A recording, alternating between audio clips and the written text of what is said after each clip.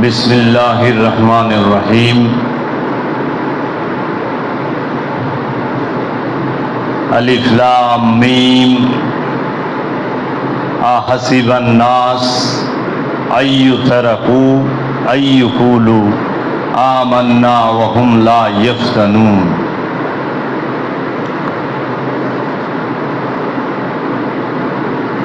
वलनबलुवन्नकुम बिशैइन मिनल खौफि वल जूइ वनक्सिम मिनल अमवाल वल अनफुसि वस्समरात वबश्शिरिस साबिरीन।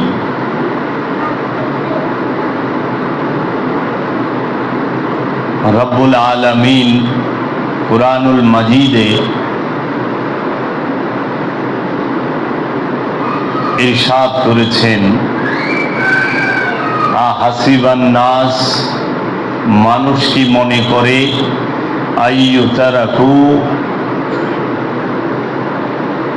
আইয়ুকুলু আমান্না, আমরা ঈমান এনেছি বললেই তাদেরকে ছেড়ে দেওয়া হবে। ওয়াহুম লা ইফতানুন, আর তাদের পরীক্ষা করা ছাড়া পৃথিবীর কোনো মানুষই পরীক্ষা ছাড়া আল্লাহর দরবারে, পৃথিবীর কোনো মানুষ পরীক্ষা ছাড়া আল্লাহর দরবারে উত্তীর্ণ হইতে পারবে না। স্পষ্ট আল্লাহ বলে দিয়েছেন কোরআনে যে মানুষ কি মনে করে আমি তাদেরকে বিনা পরীক্ষায় ছেড়ে দেব, শুধুমাত্র তারা যদি বলে যে আমরা ঈমান এনেছি আর সাথে সাথেই আমরা আল্লাহ রাব্বুল আলামিন ছেড়ে দেব। না, মানুষকে পরীক্ষা ছাড়া ছেড়ে দেওয়া হবে না। এবং রব্বুল আলামিন কুরআনুল মাজিদে সূরা বাকারায় ইরশাদ করেছেন, আর আমি অবশ্যই তোমাদেরকে পরীক্ষা করিব কিছু ভয়, ক্ষুধা এবং জানমাল ও ফল ফলাদির ক্ষয়ক্ষতি দিয়া। আর এর মধ্যে যারা ধৈর্য ধারণ করে থাকতে পারবে তাদের জন্যই সুসংবাদ। আল্লাহ রাব্বুল আলামিন পরীক্ষা করবেন ভয় দিয়ে, ক্ষুধা দিয়ে, এবং আল্লাহ রাব্বুল আলামিন পরীক্ষা করবেন জানমাল এবং সহায় সম্পদ, ফসল আদির ক্ষয়ক্ষতি দিয়ে, এবং বড় ধরনের কোনো রোগ শোক দিয়ে। এর মধ্যে যারা ধৈর্য ধারণ করতে পারবে তারাই সফল কাম হইতে পারবে। আল্লাহ রাব্বুল আলামিন ধৈর্যশীলের সাথে থাকে। আজকে আমি যেই বিষয়ে আলোচনা করব, পবিত্র কারবালা, শোক আবহ কারবালা এবং বেদনাদায়ক কারবালা, সেই কারবালার সাথে এই কুরআনুল কারীমের সূরা বাকারার আয়াতটি ওতপ্রোতভাবে জড়িত।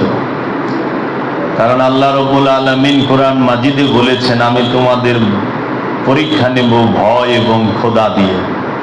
কারবালার মাঠে ভয় এবং ক্ষুধা দুটোই ছিল একত্রে, ভিন্নভাবে ছিল না।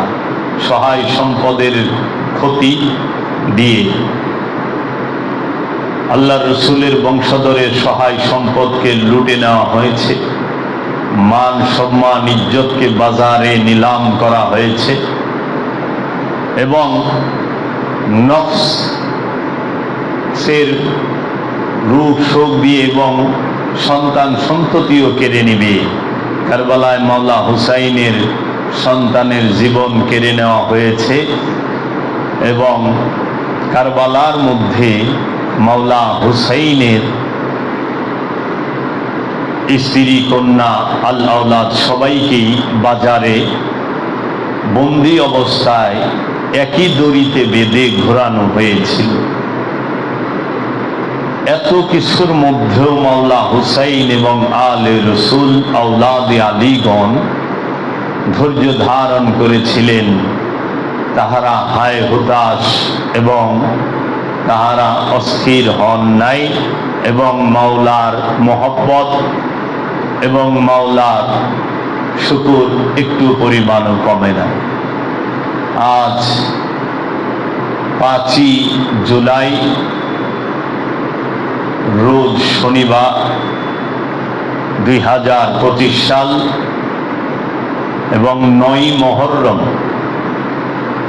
1447 হিজরি রোজ শনিবার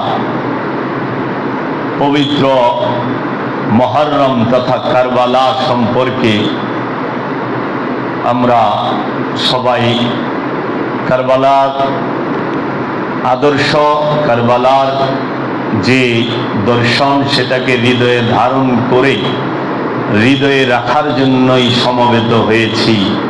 কারণ আমরা সবাই মুসলমান, আমরা সবাই রসুল প্রেমিক, নবী প্রেমিক এবং আওলাদে রসুল প্রেমিক এবং পৃথিবীর সমস্ত ওলি আল্লাহদের প্রেমিক।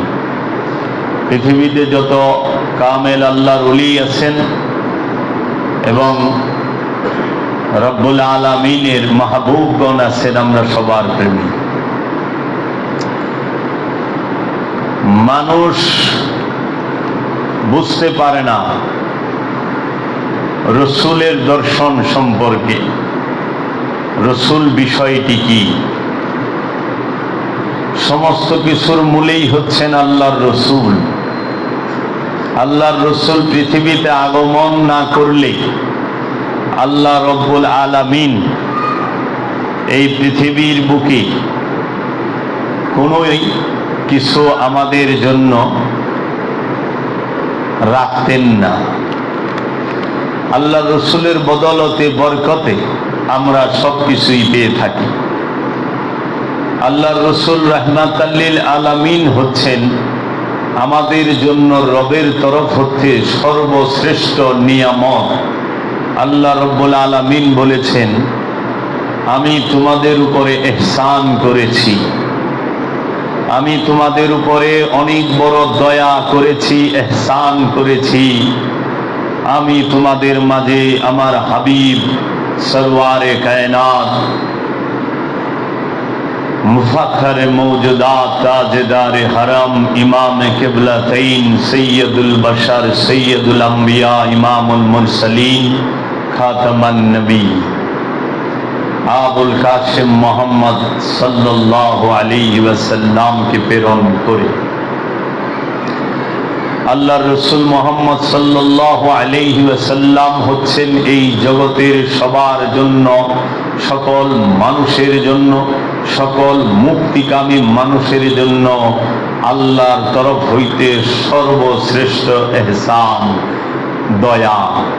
আল্লাহ বলছেন, কাজ্জাকুম মিনাল্লাহ নূর ওয়া কিতাবুম মুবিন, তোমাদের কাছে আমার তরফ হইতে এসেছে স্পষ্ট নূর এবং স্পষ্ট কিতাব।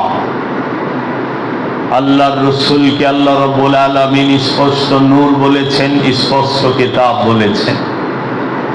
আল্লাহর রসুল সাল্লাল্লাহু আলাইহি ওয়াসাল্লাম আমাদের জন্য হেদায়েতের কান্ডারি। আল্লাহর রসুল সাল্লাল্লাহু আলাইহি ওয়াসাল্লাম আমাদের জন্য মহব্বতের ভান্ডার, নিয়ামতের ভান্ডার। আল্লাহ রসুল রাহমাতাল লিল আলামিনকে নিয়ে সব থেকে বেশি প্রশংসা আল্লাহ রব্বুল আলামিন কুরআনুল কারীমের প্রতি পাতায় পাতায় করে রেখেছেন। আল্লাহর হাবিবের সন্তুষ্টি আল্লাহ রব্বুল আলামিন কামনা করেন। তার প্রমাণটি হচ্ছে আল্লাহ রব্বুল আলামিন এই জগতে আল্লাহর হাবিব রাহমাতাল লিল আলামিনকে ছাড়া অন্য কিছুই দান করেন নাই। সরাসরি আল্লাহ রব্বুল আলামিন এই জগতে কোনো কিছু দান করেন নাই। আল্লাহর রসুলকে মাধ্যম করে দিয়েছেন। আল্লাহ রব্বুল আলামিন ওয়াহিদ, এই বাণী আল্লাহর রসুলের জবান দিয়ে এসেছে। আল্লাহ রব্বুল আলামিন আহাদ, এই বাণীও আল্লাহর রসুলের জবান মোবারক দিয়ে এসেছেন। কালেমায়ে তাইয়্যিবা, এই কালেমাও আল্লাহর রসুলের জবান থেকে এসেছে। কালেমায়ে শাহাদাত, এই বাণী আল্লাহর রসুলের জবান থেকে এসেছে। আল্লাহ রব্বুল আলামিন রাহমাতাল লিল আলামিনকে কিতাব দান করে আমাদেরকে কাছে পাঠিয়েছেন। আল্লাহর রসুল রাহমাতাল লিল আলামিনের মাধ্যমেই জগতে কিতাব এসেছে। আল্লাহর রসুল রাহমাতাল লিল আলামিন, তিনি নিজেই আল্লাহর নূরের কিতাব। আল্লাহর রসুল রাহমাতাল লিল আলামিনই আমাদের মাঝে কুরআনুল কারীম, কুরআনুল মাজিদ, কুরআনুল হাকিম, কুরআনুল মুবিন নিয়ে এসেছেন। আল্লাহর রসুল রাহমাতাল লিল আলামিন আমাদের মাঝে এই কিতাব কুরআন ফুরকান নিয়ে এসেছেন। আল্লাহর রসুল রাহমাতাল লিল আলামিনের বদলতে আমরা মসজিদুল হেরেম কাবাকে পেয়েছি। আল্লাহর রসুল রাহমাতাল লিল আলামিনের বদলতে আমরা বাক্কার পরিচয় পেয়েছি। আল্লাহর রসুল রাহমাতাল লিল আলামিনের বদলতেই আমরা মক্কার পরিচয় পেয়েছি। আল্লাহর রসুল রাহমাতাল লিল আলামিনের বদলতেই আমরা বাইতুল আতিকের, বাইতুল মামুরের পরিচয় পেয়েছি। আল্লাহর রসুল রাহমাতাল লিল আলামিনের মাধ্যমেই আমরা মসজিদুল আকসার পরিচয় পেয়েছি। আল্লাহর রসুল রাহমাতাল লিল আলামিনের মাধ্যমেই, আল্লাহর রসুল রাহমাতাল লিল আলামিনের মাধ্যম দিয়েই আল্লাহ রব্বুল আলামিন আমাদের কাছে আদমের সংবাদ পাঠিয়েছেন। আদম আলাইহিস সালামের সংবাদ পাঠিয়েছেন। রাহমাতাল লিল আলামিনের মাধ্যমে শীশ আলাইহিস সালামের সংবাদ আমাদের মধ্যে পাঠিয়েছেন। রাহমাতাল লিল আলামিনের মাধ্যমেই আমাদের কাছে রব্বুল আলামিন নূহ আলাইহিস সালামের সংবাদ পাঠিয়েছেন। আল্লাহর রসুল রাহমাতাল লিল আলামিনের মাধ্যমেই রব্বুল আলামিন আমাদের কাছে দাউদ আলাইহিস সালামের সংবাদ পাঠিয়েছেন। আল্লাহর রসুল রাহমাতাল লিল আলামিনের মাধ্যমে আল্লাহ আমাদের কাছে ইদ্রিস আলাইহিস সালামের সংবাদ পাঠিয়েছেন। আল্লাহর রসুল রাহমাতাল লিল আলামিনের মাধ্যমে আমাদের কাছে হযরত সালেহ আলাইহিস সালাতু ওয়াস সালামের সংবাদ পাঠিয়েছেন। আল্লাহর রসুল রাহমাতাল লিল আলামিনের মাধ্যমেই আমাদের কাছে হযরত দাউদ আলাইহিস সালামের সংবাদ পাঠিয়েছেন। হযরত লূত আলাইহিস সালামের সংবাদ পাঠিয়েছেন। এবং আল্লাহর রসুল রাহমাতাল লিল আলামিনের মাধ্যমেই রব্বুল আলামিন হযরত ইউনূস আলাইহিস সালাতু ওয়াস সালামের সংবাদ, ইউনূস আলাইহিস সালাম মাছের পেটে ছিলেন, সেই সংবাদ পাঠিয়েছেন। আল্লাহর রসুল রাহমাতাল লিল আলামিন আমাদের কাছে এসে বলেছেন ইব্রাহিম খলিলুল্লাহ তিনি কাবা ঘর নির্মাণ করেছেন। আল্লাহর রসুল রাহমাতাল লিল আলামিন বলেছেন আল্লাহর নবী ইব্রাহিম খলিলুল্লাহ তিনি তার সন্তান ইসমাইল জবিহুল্লাহকে কুরবানি করতে নিয়ে গিয়েছেন। তখন থেকে শয়তান সেই মসজিদুল হেরেমের এলাকায় মিনা নামক স্থানে বাধা দিয়েছিল। শয়তানের পরিচয় আল্লাহর রসুল সাল্লাল্লাহু আলাইহি ওয়াসাল্লামের মাধ্যমে আমরা পেয়েছি। আমরা এই ইব্রাহিম খলিলুল্লাহ তিনি কাবা নির্মাণ করেছেন, যিনি এই মুসলমান জাতির পিতা। এই ইব্রাহিম খলিলুল্লাহর একমাত্র ছেলে ইসমাইল জবিহুল্লাহ কুরবানি হতে গিয়েছিলেন।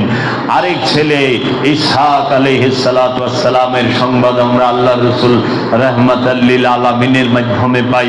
আমরা আল্লাহর রসুল রাহমাতাল লিল আলামিনের মাধ্যমে ইয়াকুব আলাইহিস সালামের সংবাদ পাই। আমরা আল্লাহর রসুল রাহমাতাল লিল আলামিনের মাধ্যমে ইউসুফ আলাইহিস সালামের মিশরের বাজারে ঘোরার খবর পাই। আমরা আল্লাহর রসুল রাহমাতাল লিল আলামিনের মাধ্যমে ইউসুফ নবীকে কূপে ফেলে দেওয়া হয়েছিল, সেই সংবাদ পাই। আমরা ইউসুফ আলাইহিস সালামের যে অনেক লম্বা সময় পিতা থেকে বিচ্ছিন্ন হয়ে থাকার খবর আমরা পাই। আমরা পাই ইউসুফ আলাইহিস সালামের জন্য কান্না করে, মহানবী ইউসুফ আলাইহিস সালামের জন্য কান্না করে তার পিতা ইয়াকুব আলাইহিস সালাতু ওয়াস সালামের চোখ সাদা হয়ে গিয়েছিল। আমরা খবর পাই ইউসুফ আলাইহিস সালামের সাথে সাক্ষাতের পরে ইউসুফ আলাইহিস সালামকে উচ্চ আসনে বসিয়ে ইয়াকুব আলাইহিস সালাম সহ, ইউসুফ আলাইহিস সালামের মা সহ এবং এই বড় 10 ভাই সহ সবাই সিজদা করেছিল। সূরা ইউসুফের 100 নম্বর আয়াতে আমরা তার দলিল পাই।